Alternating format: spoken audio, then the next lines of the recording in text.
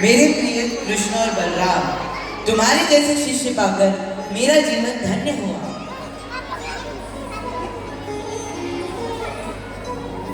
नहीं गुरु, ये तो हमारा सौभाग्य है कि हमें आपके छत्र छाया में ज्ञान अर्जित करने का अवसर मिला। हाँ गुरुवर, हम आपके ऋणी हैं और हम आपसे अनुरोध करते हैं कि आप हमसे गुरु दक्षिणा मांगे। शिक्षा के बदले कुछ पाने की इच्छा रखना गुरु का धर्म नहीं, व्यापार है। पर गुरुवर, गुरु दक्षिणा के बिना बिना गुरु के ज्ञान अधूरा, बिना गुरु दक्षिणा की शिक्षा।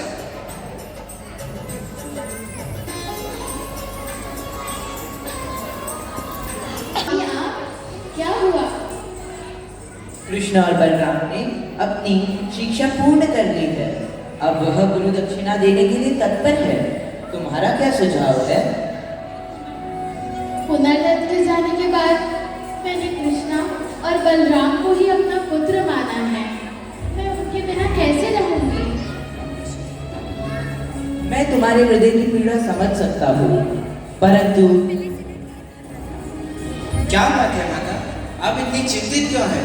हमें बताइए। माता, आपकी चिंता का जो भी कारण है, हम उसका निवारण करेंगे, ये मेरा वचन है। कृष्णा, बलराम, तुम एक माँ के हृदय की पीड़ा नहीं समझोगे। मेरा एक पुत्र था, पुनर्दत्त, जिसको युवा अवस्था में समुद्र ने छीन लिया।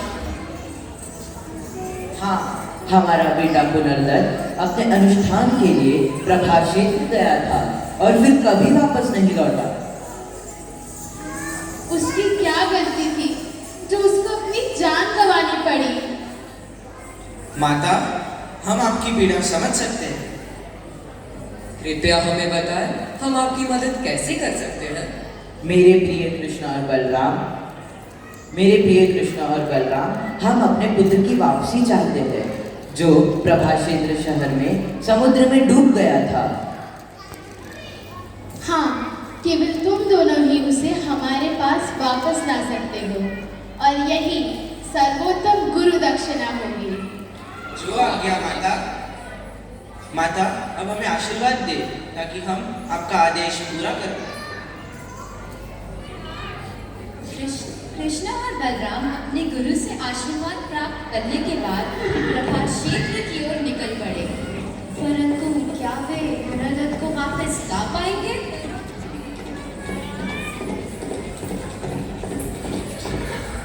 मैं कितना भाग्यशाली हूँ कि आप मेरे तट पर आए। मैं समुद्र देव आपको अपना कोटि कोटि प्रणाम अर्पित करता हूँ। आज्ञा दीजिए, मैं आपकी क्या सेवा कर सकता हूँ? हे समुद्र देव, कुछ समय पहले मेरे गुरु का पुत्र पुनर्दत्त यहाँ आए थे। ऐसा प्रतीत होता है कि तुम ही उसके डूबने का कारण है। मैं उसे लौटाने का आदेश देता हूँ। समुद्र देव, उसे हमें तुरंत वापस लौटा दो, नहीं तो तुम्हें मेरे क्रोध का सामना करना पड़ेगा। हे भगवान, उस बालक को वास्तव में मैंने नहीं बल्कि पंचजन नामक एक महान राक्षस ने निगल लिया था। पंचजन कहाँ रहता है? यह महान राक्षस मेरे पानी की गहराइयों में क्या देख रहा हूँ, और आशीर्वाद दे कि मैं आपका विनम्र सेवक बना रहूं। दाऊ जी, आप यही रहिए। मैं समुद्र की गहराई में जाकर उस दानव से पुनर्दत्त को वापस ले आता हूँ। निश्चिंत होकर जाओ कृष्ण, मैं तुम्हारी और पुनर्दत्त की प्रतीक्षा करूंगा। कृष्ण समुद्र के सबसे गहरी क्षेत्र की ओर आगे बढ़े। वहां पहुंचते ही उन्होंने शक में छिपे पंचजन राक्षस को देखा और देखते ही चेतावनी दी। पंचजन, बाहर आओ, तुम ज्यादा देर तक छुप नहीं सकते। कौन हो तुम? तुम्हारी इतनी हिम्मत कि तुमने मेरी नींद खराब की? मैं कृष्ण हूँ और अपने गुरु सांदीपनि मुनि की आज्ञा का पालन करने आया। समुद्रदेव ने मुझे बताया कि तुमने पुनर्दत्त को निगल लिया है। मैं उसे वापस लेने आया हूँ। लगता है तुम्हें अपने जीवन से प्रेम नहीं, इसलिए तो यहाँ पे अपनी मृत्यु को न्योता देने आ चुके हो। अब तो समय ही बताएगा मृत्यु किसकी होगी।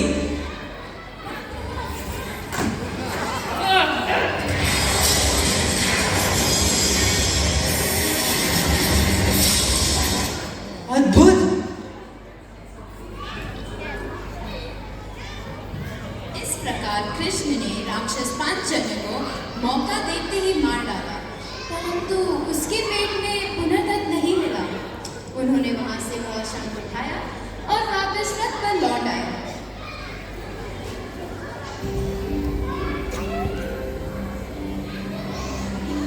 कृष्ण, पर पुनर्दत्त कहाँ है?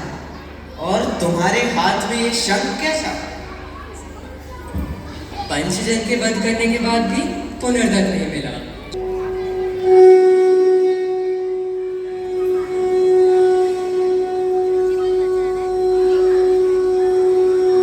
आज से यही हमारा शंख होगा।